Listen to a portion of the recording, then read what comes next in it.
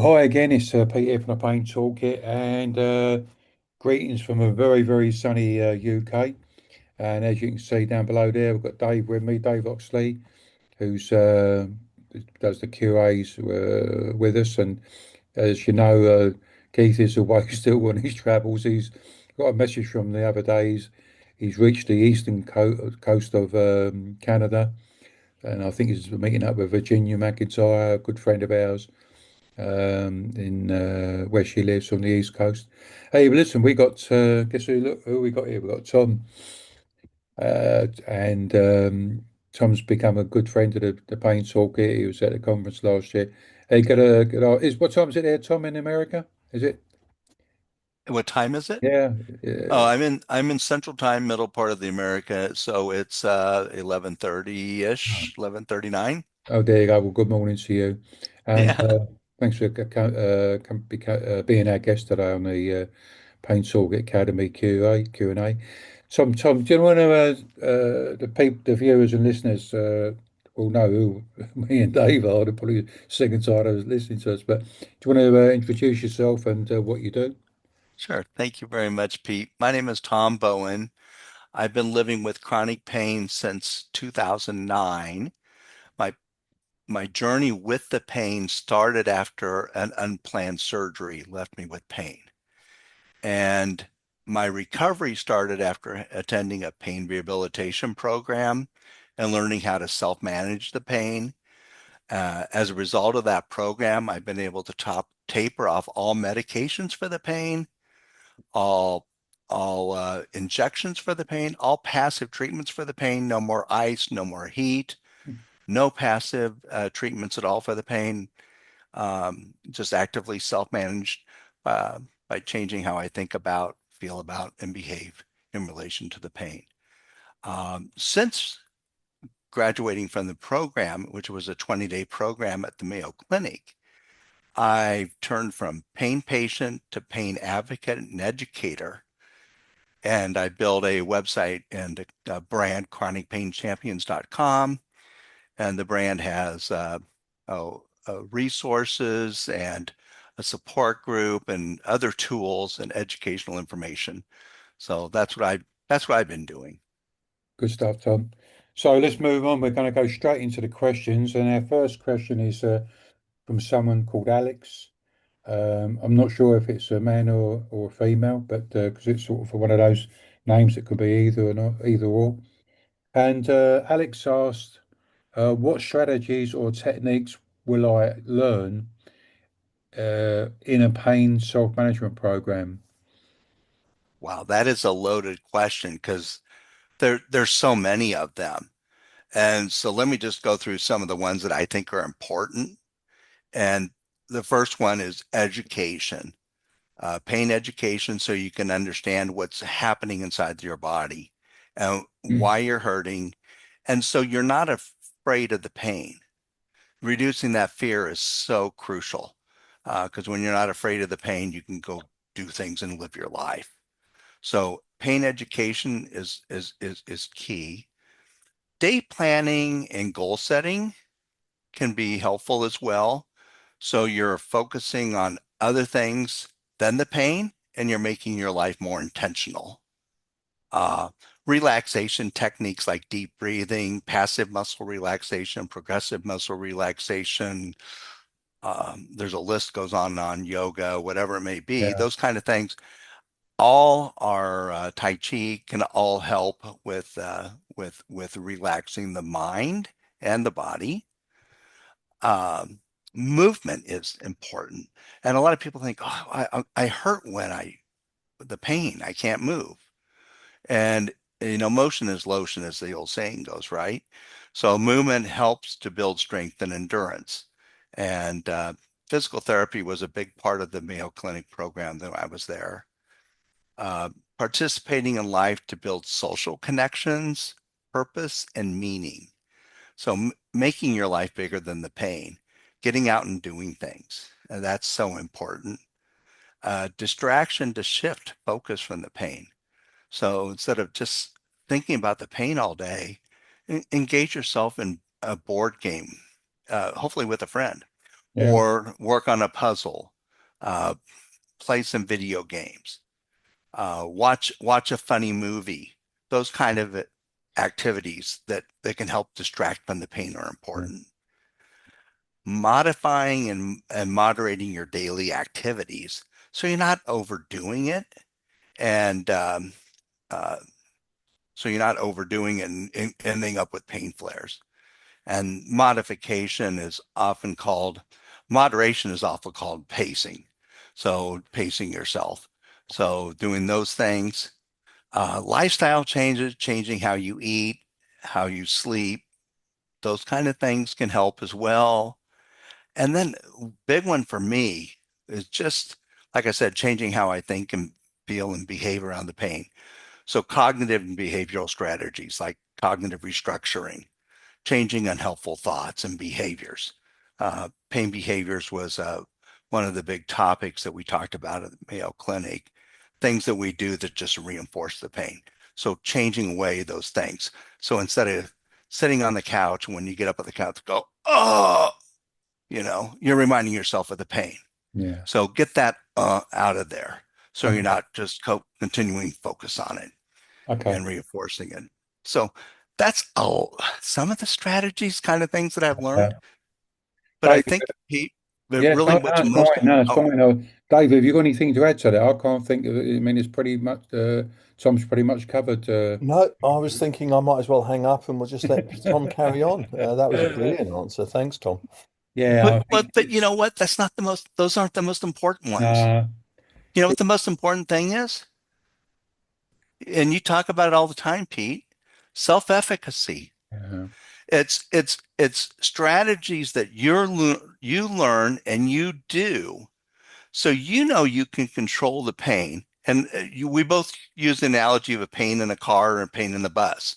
And putting yourself in the driver's seat and putting pain in the back seat, or better yet, the trunk, yeah, So you can control your yeah, life, control what you can control, and don't worry about the rest. yeah, yeah. It's there isn't. I don't think. As you pointed out, Tom, there isn't a blueprint. It's I think there's some basic stuff that we need to get cracking, like when you're learning to drive a car, there's some basic rules that you need to follow, find out how the car works, and in our Mhm. case, how the paint works and whatnot. Some guidelines on how the car starts, how to drive the car forwards and backwards, and it's the same thing. Yeah, the basic sort of stuff, and then it's about finding out what works for you. Like, if you're not into Tai Chi, perhaps you might want to try out yoga or Pilates or some other movement thing like that. But it's about switching your thinking, and get a pain buddy or someone like that. If you can find someone that well, probably where your Facebook page. I mean, I'm guessing they must have some sort of pain buddy system there, But thanks very much for that, Tom. Let's crack on because we've got about 3 or 4 questions to go through here. If we can shorten them up, our answers up a little bit. Um, from Angela, she asks, "How can I get started on a pain management program?" Now, in the UK, for example, if you want to get on a pain management program, you've got to go via either your general practitioner or the pain doctor, or even perhaps the pain nurse, and that's going through the NHS, the National Health Service. But there are also in recent years, there's like the private sector now offering pain management programs privately, and also because of the Zoom and whatnot, or Teams, a lot of them are online. Also, as you probably know, we last year or this year we launched a patient version of the Pain Talk. We developed last. I don't know if you know, Tom. Last year we delivered started up a Pain Talk Academy for healthcare professionals, and this year we launched the patient version. So there's loads of ways now where you can get information from, and our course is not a panacea. It's not it's just to get people off the start line. And I think, Tom, you've started up something soon recently, haven't you? Yeah, I have a pain course, Yeah, $19 pain course that people can take. It's for me, it's you can start self-management without a formal pain program. I would highly encourage to look at formal pain program. So whether you need like you said, a referral from your GP or whatever it may be, but a formal pain program is awesome. I highly recommend them. yeah, Unfortunately, there's not very many of them around, and they're harder to get into. But uh, I do have links to those, some around the globe that I've found on my website at chronicpainchamps.com in the resources tab, so people can find one and get the information they yeah, need to get there. But for me, just getting started with staff management is just getting started. yeah, Doing something. You got to take the first step, and yeah, it's just choosing a strategy that you think you can do, whether it be walking. Let's try walking and moving a little bit more. yeah. So just doing something. You just gotta, you can't sit there and think about it. You got to do it. Dave, just remind. I know you said it before. What was your? How did you get started? I got referred to the pain management program by my GP and the pain specialist, so I did the NHS one. And for me, it wasn't the right time in my life. So I attended the course, and despite the professional's best efforts, it didn't resonate with me. So, yeah, the other thing is that regardless of how you start, don't give up. Just because this doesn't work doesn't mean that won't work. If you can't walk, can you try swimming? Can you try cycling? Can you try gardening? The idea is that you've got to get moving, you've got to be doing things because if you don't change anything, nothing will change. So change something, get it working for you. If it doesn't work, try something else. And the other one is that don't overdo it. Don't go, I'm going to change everything in my life today. No, change one thing, get the success with that, then change another thing. And then after you've changed two or three or four things, you might go, well, actually, I've got confidence now. I can change two things at a time. But you want to set yourself up for success rather than failure. Yeah, Yeah. Build on that success. So true, Dave. yeah. Yeah, and you have to be ready for it. Like you weren't ready for that main message, that Yeah. program. Well, If you're that not ready for that message, not ready for the change, nothing's gonna well, change that. the next question from Jim, but it's rolled into that one quite well. Because Jim asks, what are the common barriers do patients face when trying to self-manage their pain? I think for Uh, me anyway, I think what I found in talking to people over the years is confidence. Their Catherine's confidence is shot, and they've gone from that being a can-do person to becoming a can't-do person. And I think they get so locked into the system, like the medical model of care, like down the treatment focused stuff, medication, injections, and whatnot. That they to break away from that, it's like having I suppose, like a bit of a divorce, really, and they think, well, or living in a, well, I was just thinking actually, it might be perhaps an abusive relationship, but you're frightened to break away from that bit of abusive relationship because you don't think, well, shall I just stick with something I know and not venture out and get away from it all, but. I think for me, it's a lack of confidence, really, and I think especially at the beginning, you need that bit of perhaps not a sponsor, guidance, bit of a coaching thing. I mean, in my case, personally, I become sick and tired of being sick and tired, and I knew there was something else out there, and I went searching for it, but I never, I really back in the day. I mean, I think things have changed now.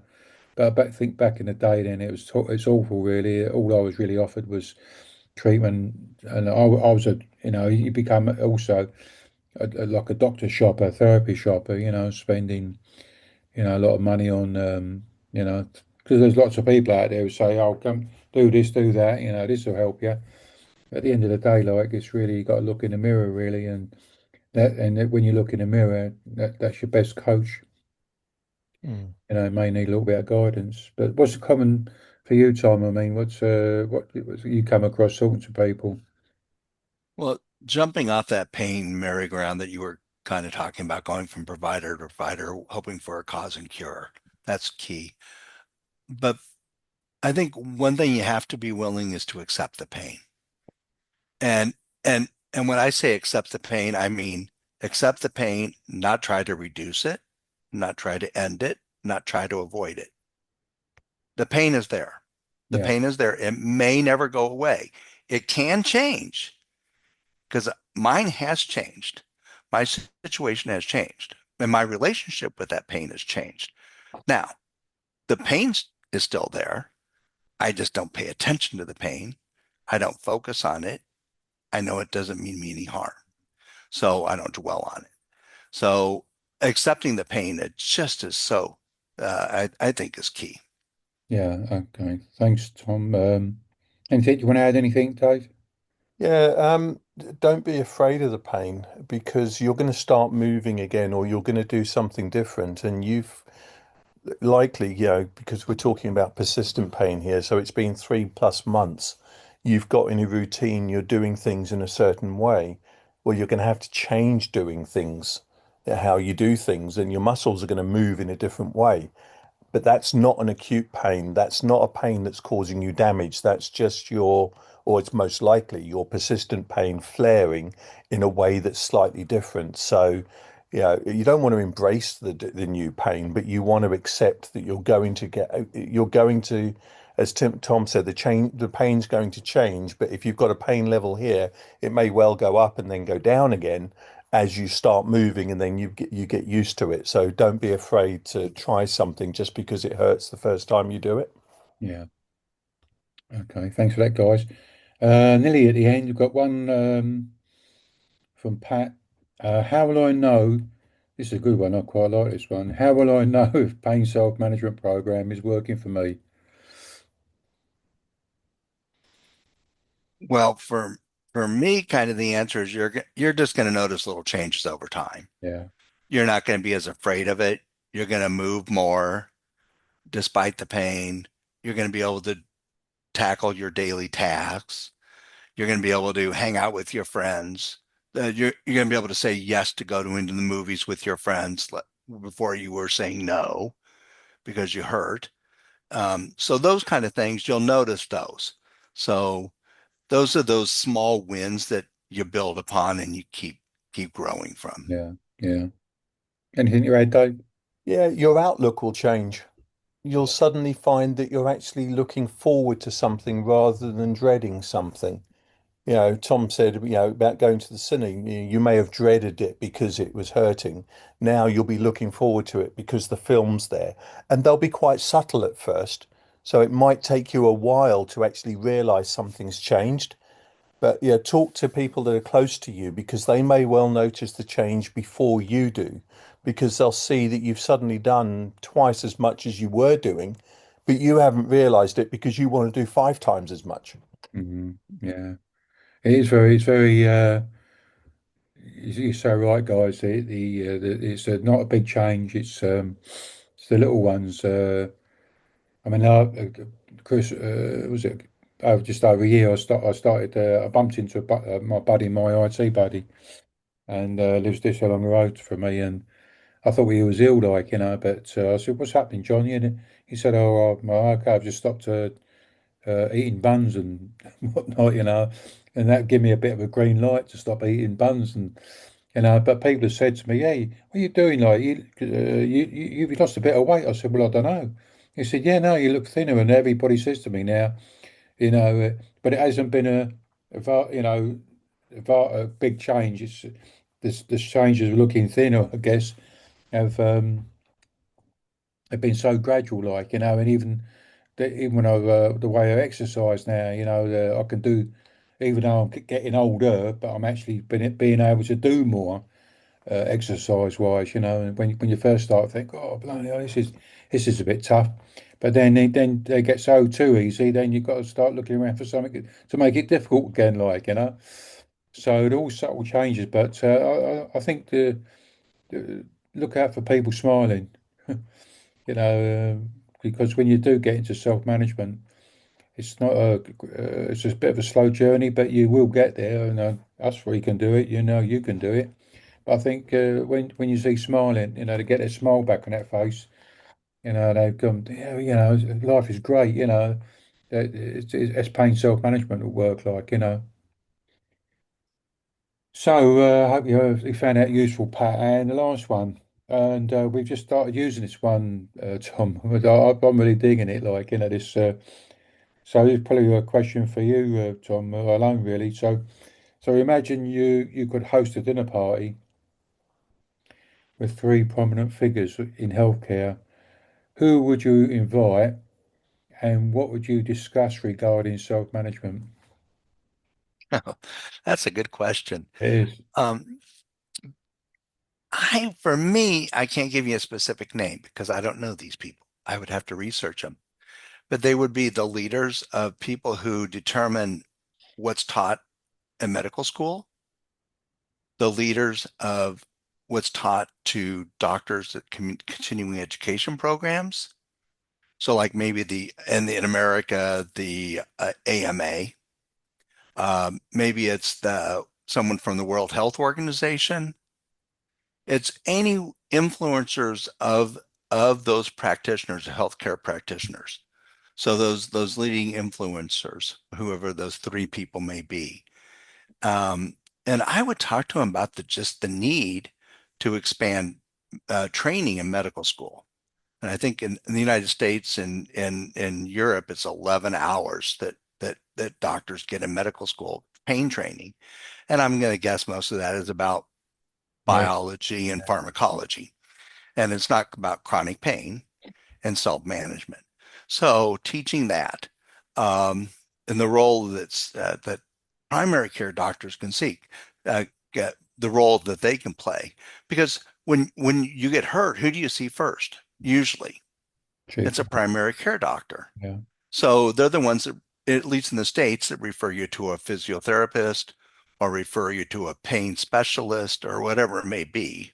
So if we can make them more aware about self-management, and they don't have time to do it. I mean, the average time is what, 15, 16 minutes in a doctor's office, and they're not going to have to take a lot of time to do it. But if they know the resources and where to refer you, so instead of referring you to another provider to try to find another cause and cure, refer you to a pain program mm, like we attended, or refer you to a resource like the Pain Toolkit or chronicpainchampions.com. So something like that. And then just the need to shift from passive treatments to self-management when pain shifts from uh, acute to chronic. yeah, And with using the passive treatments just to allow someone to participate in an active self-management program yeah, because just the whole biomedical find and fix it thing just doesn't work for chronic yeah. pain. Yeah, because And then if it did, well, there wouldn't be so many people. I mean, the WHO now, World Health Organization, and all the others I asked, I think they're quoting one in five people around the world now living with long-term pain. 20%, yeah, Yeah, and if yeah. if all this multi-trillion pound a year industry, which it is, we all know that, with the pharma companies and procedures, different types of healthcare professionals out there. Um, if what they're being taught worked, why have we got so many people So Mhm. I think we're sort of beating the same drum here, but we just get in the ear, and we get little snippets for it sometimes. But it's like, I think you used the word earlier on, or you, Dave, I can't remember the influencers, we want those sort of dudes to come along, and how can we influence, those sort of people to sort of make those changes. I just think once we get one, even just like, I think some of the medical schools here are sort of tweaking their program a little bit, but if they're not going, it's pretty still much medical, and And as you know, it's just, as Dave says, that once you've had it for paying for longer than 3 months, where as I say, once you've had it 3 months or more, all the other stuff kicks in, like sleep problems, money worries, relationship stuff, and whatnot. Work problems, and that, and in the end, like that, all those other problems supersede the pain itself. Yeah. So, Yeah, I've always said the suffering is worse than the pain itself. So, uh, and pain is inevitable, suffering is optional. We can control the suffering part. The pain may stay, but we can control the suffering. yeah, That's my firm belief. yeah, And you talk about uh, the 20% of the population's in pain, and we notice that 1 in 5, but yet the number of pain programs around the world are decreasing. So they're not building more of these pain rehabilitation programs like we all attended.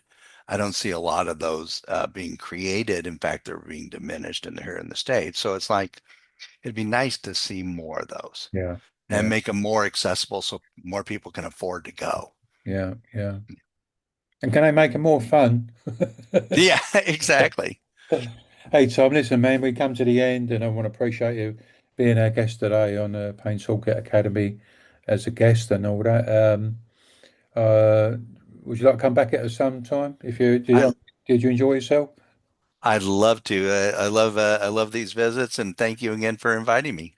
Okay, Tom, thanks very much. And listen, guys, I think the next one is on Sunday with Linda Crawford, OT from Denver over there in the US. So we've got some really exciting guests coming up. But anyway, we're going to definitely get Tom back at some point.